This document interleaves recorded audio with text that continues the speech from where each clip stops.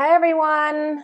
I hope you're having a great day, and I hope my setup won't mess up because I don't know, for some reason my internet connection seems to not be extremely excellent today. I don't know why that is. Using OBS, which I don't know, you don't have to know what that is. But anyway, hi, my name is Freya Casey. If you don't know me, if you are watching this after the live, welcome. This is a channel about singing, about being passionate about singing, about vocal technique and everything that has to do with singing and becoming a singer.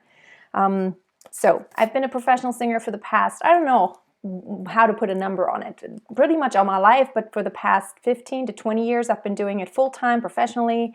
And I've been in opera, I've been in all kinds of different areas of music.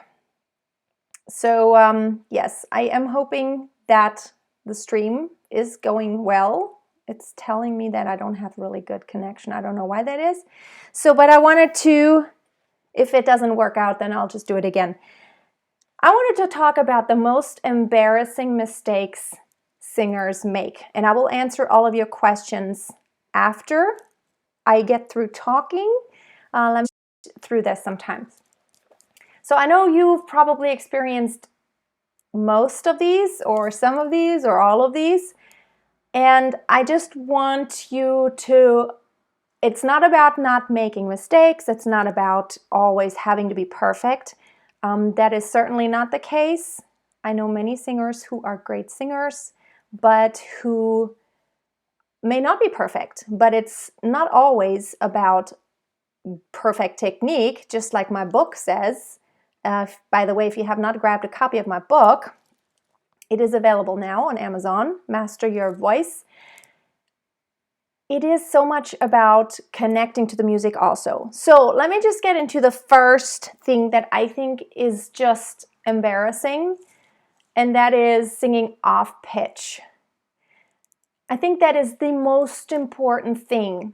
I think when you get on stage and you're performing, or when any singer gets on stage and performs, the worst possible thing that can happen is that you're singing off pitch. Not just a little, but obviously. And not just one single time, but a lot.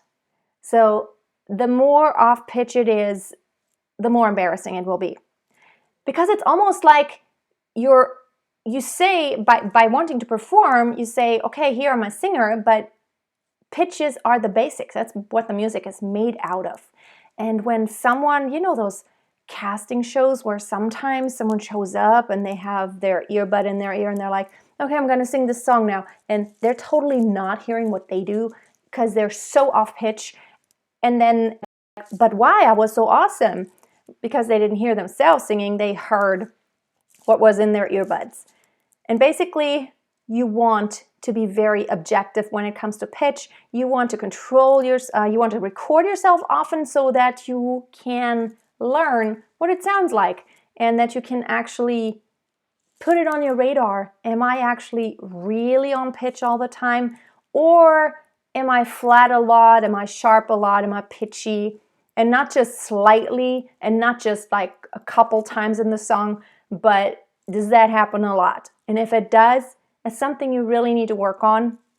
And really, there are very famous singers out there who just don't know how to sing live, really. They are really great at singing their albums, but live singing is a whole different story. That's when you can hear the difference. And some, when they sing live, are so pitchy. That's embarrassing. That is so embarrassing. That's something they need to work on. And pitch control is something you definitely can learn and you can improve upon. I'm so sorry about the connection. See, I was trying to do something here, but it's just so bad. Hold on. Let me actually try this. Okay, hold on. Okay, if this isn't really working out, I'm going to try something different. Sorry, guys. I was trying to make it better. Now it's better. How weird is that? So anyway, let me continue. If it's really terrible, let me know, please. Okay, so off pitch. first thing that is really bad. The second thing that is really embarrassing when that happens, of course, and I think no one is really safe about this. This is something that can happen at any time to anyone, no matter how great you are, is when you crack in your voice, when the pitch cracks. When you're about to ready to sing high and it's like, ah, and then you crack. That's either when you're not supported right or you're trying too hard, you're pushing too hard, and that is something technical, of course. So what can you do to avoid that? Okay, here are a few approaches. The first one is, of course, try not, like in a live performance, try not necessarily to have to go to the absolute limit. So if what you're trying to do and that high pitch that you're trying to sing isn't something that you can regularly do in your practice sessions, then when you're nervous, the chances are that it's going to be even less successful. It's going to be even harder to do the same thing under pressure. So whenever you practice and whenever you choose a key for your song that you're going to perform in front of an audience, make sure that possibly, if you can at all, you don't go to the absolute limit on the top. It's dangerous because it might work once and then you have kind of like a 50-50 chance that it'll work all the way. And that's not really good. So, okay, connection is clear in Australia, then that's good. The second approach is, of course, that you want to make sure that in your practice, you're practicing not only to that highest pitch in that song, but that you're practicing beyond the highest pitch. Here's a trick that I do sometimes. Try to actually sing the song a little bit higher and practice it just maybe a half step or 2 half steps higher than what you want to perform it at. Just do it for practicing and then take it down. In your performance, it's going to feel like, oh, it feels really easy right now. So maybe you shouldn't go to the limit, but you go to the limit in your practice, and then when you're in a live performing situation, you can just take it back just a notch because you still want to be able to perform, not just technically, but you want to tell the story and connect with your audience. Oh, thank you, Celtic Girl. Thank you. So that is the next thing. So voice cracking. Of course, the best remedy is practice and become better so that you have more control. And part of that is actually controlling your registers better. If you are really good at having smooth transitions between your chest and head voice and backwards, then the chances are so much less than that you're accidentally going to crack, because you have that tilting mechanism that happens when you go from chest to head voice. There is a tilt in the larynx happening. When you actually have control over the tilt and you cannot let it flip, but you can gradually let it kind of very in a controlled way come and tilt and untilt, then it's going to be so much harder for you to actually crack or to flip because you do have better control. And I got tons of exercises about transitions and head voice and chest voice and passaggio on YouTube here that you can look for. Okay, here's another thing that I think is totally embarrassing when a singer does that. That is like trying really hard and just getting into shouting mode. I think trying too hard, where you can see obviously from the outside, everybody who's even not an expert on singing can tell they're going beyond their limit. They're about to die, almost literally, veins popping out and stuff. And obviously someone is just shouting, trying too hard, trying to overachieve, but obviously it's just a bit too hard and a bit too much and beyond their skill set maybe. That I think is embarrassing when a singer just gets on stage and is trying really hard, but it actually sounds terrible because they actually can't do what they're trying so hard. And then, of course they compensate and they're trying to do crazy stuff. I think that is embarrassing. So don't do that. I just have to say that simple is sometimes so much better. So instead of trying to sing a Christina Aguilera song that has tons of those ad-libs in there, if that is not your strength, if you don't nail those, just don't do it. Leave it out if that is not your strength, because it sounds really embarrassing when you try to do it and it's all off. It's all over the place and it's not accurate and it's just wrong. It's better to simplify, just leave the ad-libs out, or simplify them. Don't do all of them, just do a little bit, do it a little, to where it doesn't move as quickly. If that's not your strength in your voice, it's so much better than trying the hard original stuff, but being completely off. So you don't want to do that. And like I said, simple is better sometimes. Okay, the next thing is really, this is a big no-no. This is a big no-no. When you made a mistake, and you will. I do all the time, and you will make mistakes. Your voice might flip a little, maybe not terribly obviously, and you might mess up a word or a line or the melody line. Something goes wrong, you're coming in the wrong count. Whenever you're doing something wrong, don't let it show in your face. Don't go, I just sing a beautiful song. And then you see in your face, oops, something just went wrong. Just don't dwell on it. Don't show it in your face. Just continue on. The worst thing you can do is just obviously show it in your face by your expression and convey like, oh, it's just so bad. I just messed up. Well, it's almost like you're amplifying it 100 times. If you just don't show it and you just go on, the chances are so great that nobody will have even noticed. Because only you know what your actual intention was. You may have messed up the count or the words. Who knows if everybody knows what you're supposed to do? Don't show it. And like I have one of my students, every time she gets like a little uncertain or she just didn't quite do it right, she always does like this. She goes like this. And I'm singing, I messed up, and I messed up. And she goes like this. She grabs her ear. And that tells me instantly that she just thinks she messed up. And I don't want to see that. Just continue. I can't even tell you how many times I messed up and nobody would have ever noticed. I mean, I talk to people afterwards, even professional musicians, and I ask them, did you hear I totally messed up on that part? Like I was like totally behind, or I just totally messed up the words. And they're like, no, I didn't hear that. And I'm like, okay. And that's when I learned, okay, I don't ever really let it show.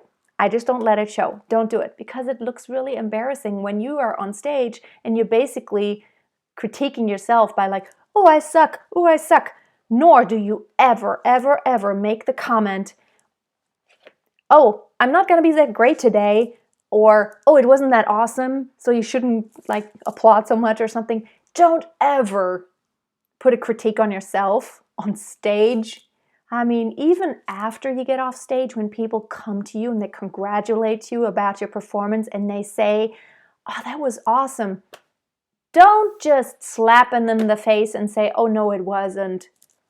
Or, oh, I was bad, or I messed up here and there. When someone comes to you and wants to tell you how they enjoyed it, it's almost like when you say, no, it wasn't great, you're almost like, no, you're wrong. Thank them. Be grateful and accept. Just say, well, thank you. I'm really happy you enjoyed it. That's what I say. When people say, oh, that was so beautiful. I was like, well, thank you so much. I'm really happy you enjoyed it. That's why I do what I do. I enjoy it. So, yes. Alrighty. I got one more thing, and then we can go into the Q&A. Don't bite off more than you can chew. You have a certain level, and if you continue to practice, you will get better. Your level will be higher all the time. You will increase your range. You will get better at transitions. You will have a smoother passaggio area. You have more control. You have better pitch accuracy as you continue to practice. Just when you're in performance mode, just always think about you want to present your best. Your best isn't the hardest always. So just you don't have to impress people by doing something that is extremely hard, but then you can't quite do it. It's better to impress people by doing something that is a little less hard, but that is perfectly on. So work on simple things to really perfecting them, and then in your practice, you can do all crazy stuff in the world. Just in performance mode, don't bite off more than you can chew, and don't do stuff that's beyond your skill level at this time. In performance mode, you need to do those things, and I always tell my students, you have to get out of your comfort zone to like rock your world, to just kind of make you realize, oh wow, I didn't know this was possible with my voice, just opening your horizons a little bit more.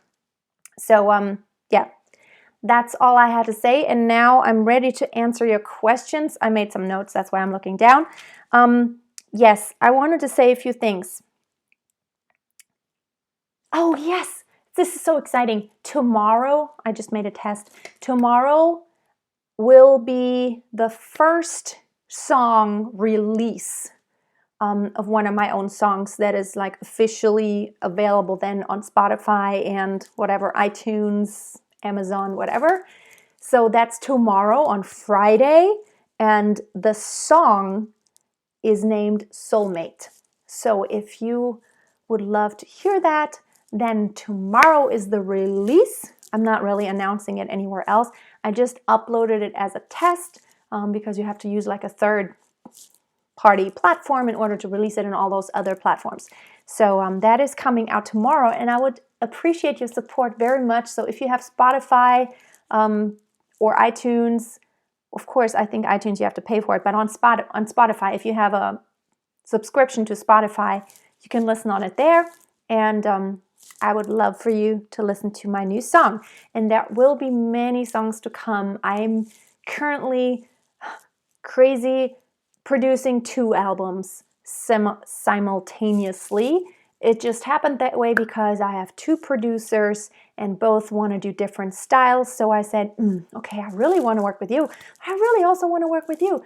But they do such different things, and the one doesn't necessarily want to do what the other does. And so I said, okay, then I'll still work with both of you, but we'll just do 1 album here and 1 album there.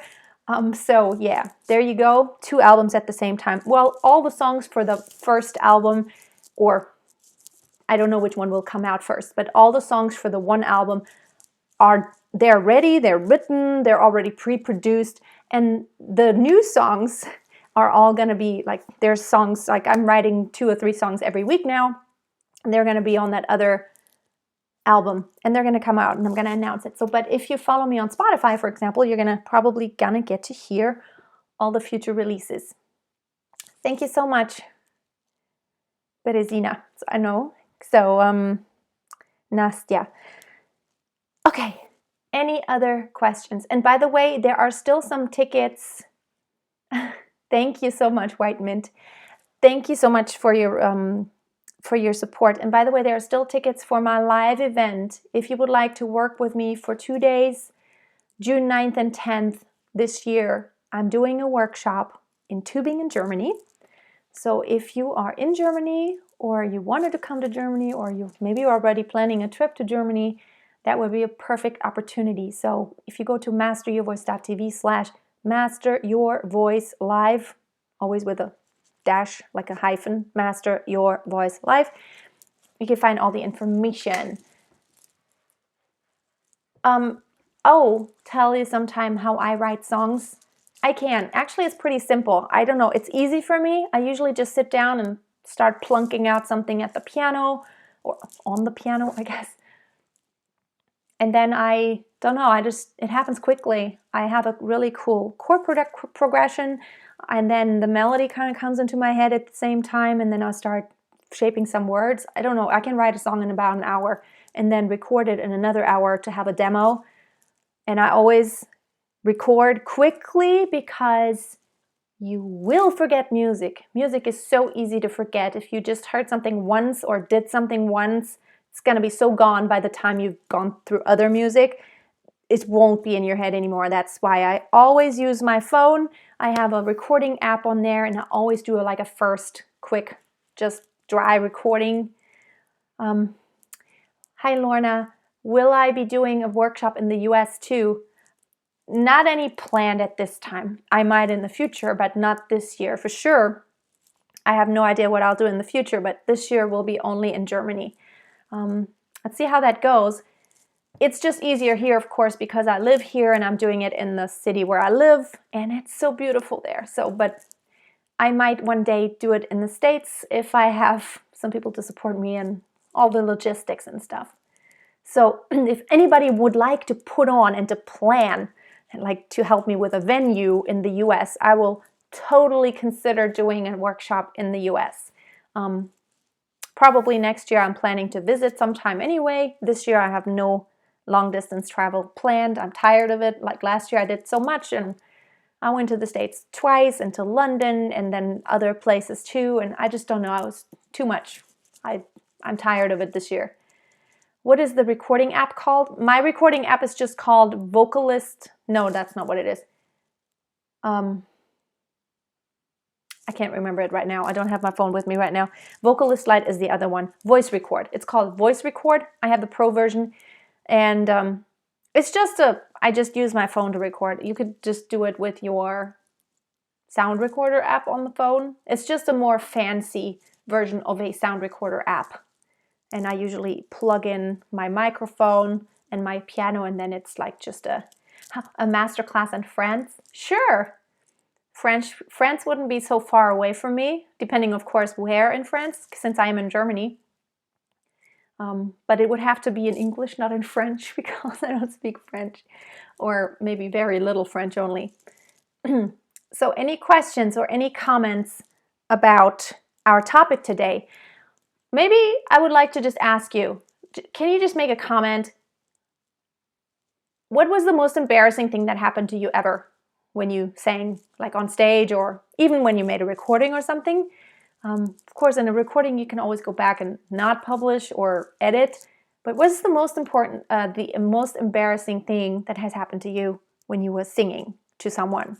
Whether it's a large audience or a small audience, it doesn't matter. And it would be just interesting to know. Oh, Celtic Girl, you love the pictures inside my profile on this channel. They're very pretty. Do you have more performance pictures posted? Can't think right now which ones you mean. Oh, that one. Okay. If you follow me on Instagram, I have a bunch of performance pictures there, and I sometimes make stories where I take you to some of my gigs and stuff. So yeah, follow me on Instagram. Just Freya Casey Music. That's my handle on Instagram.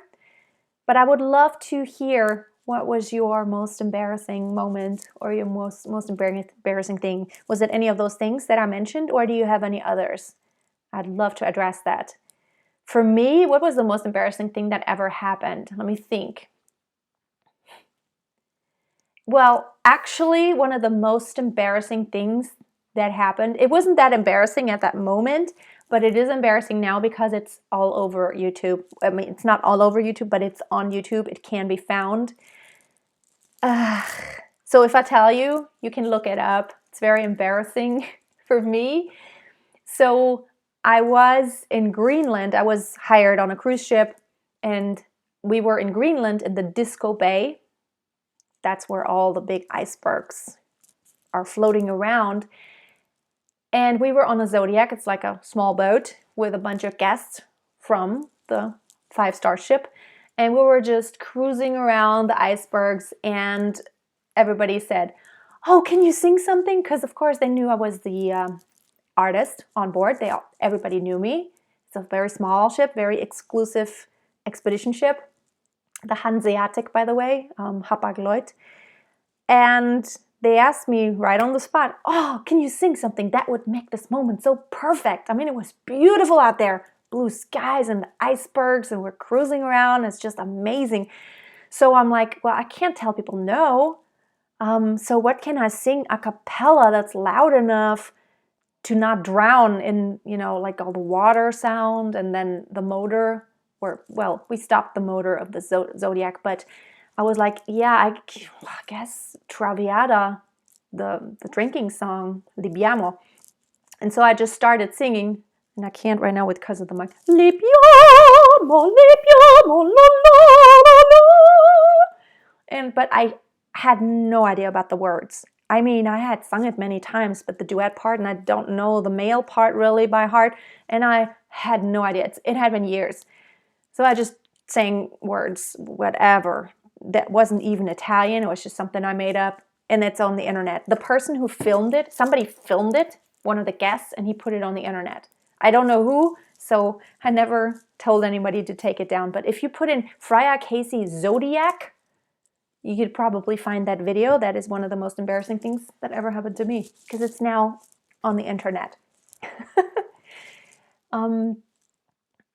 Rod Ritchie says, in my earlier days, not being able to find the right key at the start of the song, embarrassing. Yes, and that can be totally trained if you train your ears harmonically.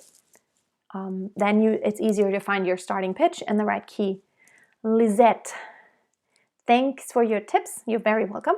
Very informative and helpful. I have a vocal presentation workshop coming up, so I'm sure your advice will be covered while I prepare for an April showcase in London.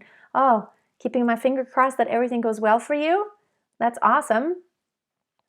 Vanessa, hey, great tips for getting the lyrics to a song.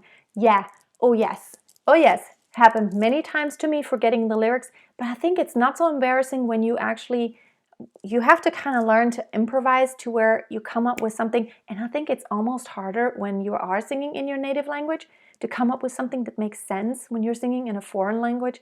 That is, by the way, also foreign to everyone who's listening. It's very easy to make up stuff.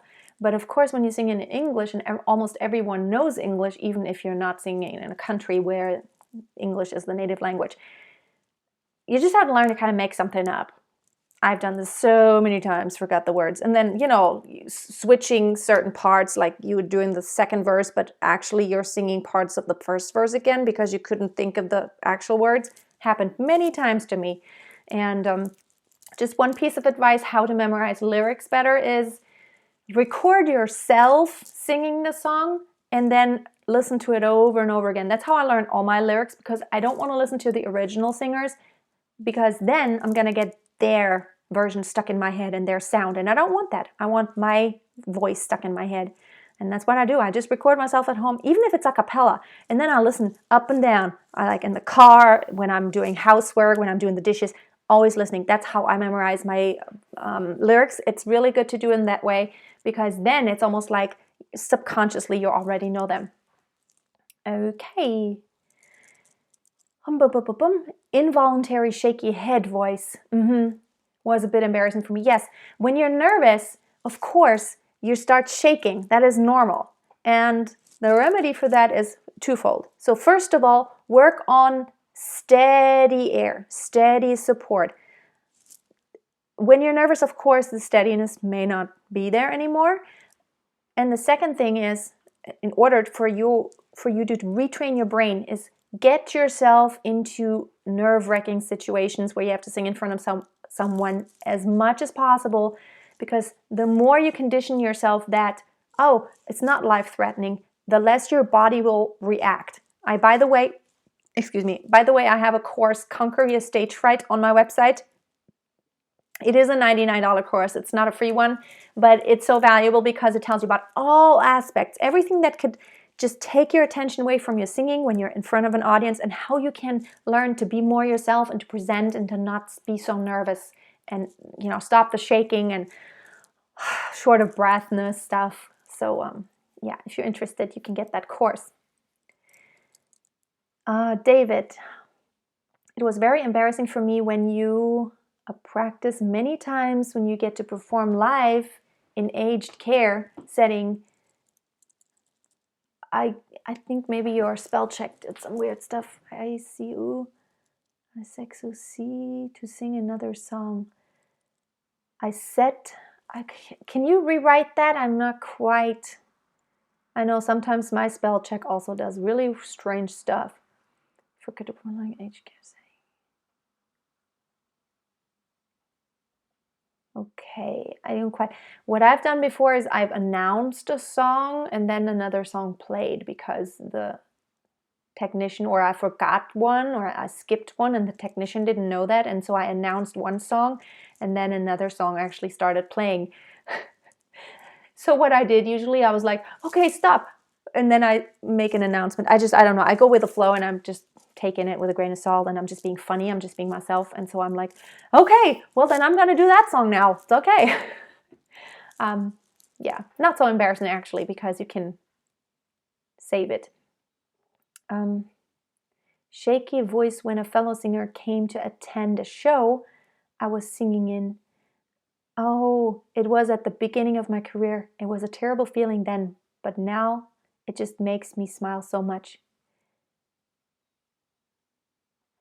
Oh, yeah, you know what? I think it's nerve-wracking actually, like in the beginning when you have someone come in. I have that happen even sometimes. Sometimes when I play at the bar or something and someone comes in whom I know really well, I don't know, maybe I don't get shaky anymore, but I start singing differently, more conscious, for sure. It's easier to sing for an audience who doesn't know you. I don't know, for some reason. You're just almost like, it's almost like neutral. And also, I think it's easier to sing for a large audience than a small, because in a large audience, it's almost like it mutes out every single person. It's like, you don't see the individual anymore so much. It's just like this crowd. And it's not so personal. If you sing for 3 people or just even for one person in front of one single person, that is so much more nerve-wracking because they're like glued on you. Wendy, you're very welcome. Lorna, in my high school days, I sang when I'm almost over you in public. It was a cappella. I started on a high note. When I had to sing the highest note towards the end of the song, I cracked. Ew. Oh yeah. When you sing a cappella, you have to be really careful. You always have to keep in mind where is that beginning pitch and where do I have to go from there. This happens a lot of times to not such experienced singers, that you just start somewhere and then you're like, oops, I think I'm in trouble. What happened to me once, that was actually just, I think, a couple years ago. I was supposed to sing a song in church for a wedding, and I have my electronic keyboard with me all the time because I have to transpose a bunch of songs too. It's light and it's easy. So the song that came before this particular song, I had to transpose up by 3 half steps, I think, or even 4, I'm not sure anymore. And I forgot to push the transpose button down again to where it was 0, like neutral again. And so I started playing the music and it was 3 or 4 half steps too high. And so, I mean, I noticed it almost immediately, but I had already played the intro and it was a church wedding. You can't just stop and do the song over again. So I just went with the flow. And amazingly enough, I don't know, it wasn't, I could still hit the high notes. It was okay. It was just quite high, but I could still do it. Just changed my technique a little, my approach, and then it still worked. Okay, I would just really want to read your comments that are about this topic. Did I grow up in Germany? Yes. I was born and grew up in Germany, and I lived in the United States for about 7 years, and I went to college there, and that's where I got my vocal performance degree. Lived in the Dallas area for a while, and so that's why my English doesn't sound so German. Karaoke is great for practicing. Yes, Rod. But the first time I sang with a live band, I had trouble working out when to start singing. Yeah, that is when you're singing live, sometimes the band is playing a little differently and the arrangement may not sound the same. So let me just take a drink. By the way, I'm drinking turmeric latte. It's amazing. Love it. Monica, any advice for shaky knees and in the effect, the whole body and the voice in the high notes? Yeah, I just actually touched on that. you want to really practice in your practice sessions to be grounded in your posture. And then, as I said, you want to get yourself into those situations as often as possible. And in my course, Conquer Your Stage Fright, I really go into depth. I think it's 12 videos that all are about managing your body and your mind when you're in front of, your nerves and your body. And your nerves do that to your body and to every aspect of your singing. That's what it's all about. The long notes, yeah. The best advice I can give you about singing long notes, to never think about them statically. Even when you have a long note that pretty much just holds out, don't ever think it sits there. You have to give it a shape and dynamics. So when I'm thinking it crescendo and decrescendo, even I might not even do it. It might not be noticeable to anyone, but just by me thinking it, I'm changing my body tension and I'm moving, and it's really helpful to do that. It really helps the shakiness and being more accurate, actually. Yeah, I don't want to really get into all those other topics now. I really wanted to just touch on that topic. Yeah, I'm getting ready to wrap up. Let's see, do I have anything else on my list? No. Invite some friends. Share this channel if you have other friends who love to sing. Share the video. Give it a thumbs up. Share and comment, of course, everyone here already, but I would love if you have not subscribed to my channel to subscribe, because I got lots of videos to come. I just actually got through recording 4 new videos just before I went on live, and they will be out soon. I'm gonna do more reaction videos, but I'm only gonna react to stuff I really love. I wanna take suggestions, but I wanna also do what I love. That's what it's all about. And please support me in my song releases tomorrow. The first song will be released. There will be lots of different styles. You're gonna think I'm kind of crazy. Tomorrow, Soulmate, that song is gonna be released on iTunes, Spotify, and so on. That is a very exposed song, very ballad-like. And the next song that comes after that is gonna be totally different. So there's going to be many, many different styles. Okay, one more question. How do you get ready for stage? Classical songs don't have a lot of show element. Oh, but they totally can. But how do you approach pop or rock performance?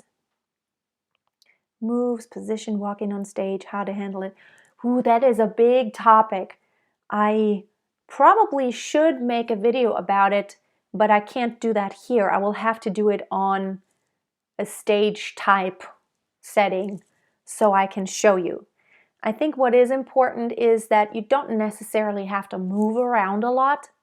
It's really about you, about your focus, about your face, and then about some of your gestures. You can do a lot without having to do all kinds of movements. But that is a huge topic, and it doesn't even matter what the song is. It can be classical art song, and it can have lots of emotion. It can be a rock song, upbeat, and has lots of emotion. It doesn't matter what it is. You can always give the song the meaning that it has in itself and convey that. Basically, you want to just tell a story each and every time you're singing a song. Okay. Thank you, Rachel. And the song that's released tomorrow, that is my own production. So 100% my studio, which means it's not as fancy as some that are about to come that I'm actually producing with people who are producers. I'm not a producer. I'm actually just a singer and musician, and I'm playing the piano and all that. So that was just a little test. A little chunk for you. Okay, I'm just trying to see because this mic is always going overdrive. Let's see. Oh, I could. So let's just fall into the heavens and see what's far beneath, much deeper than the ocean.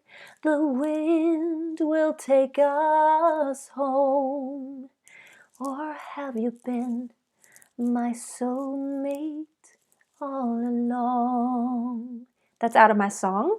Of course, that was a cappella, but if you want to hear the whole song with everything that goes with it, tomorrow it's coming out. Soulmate.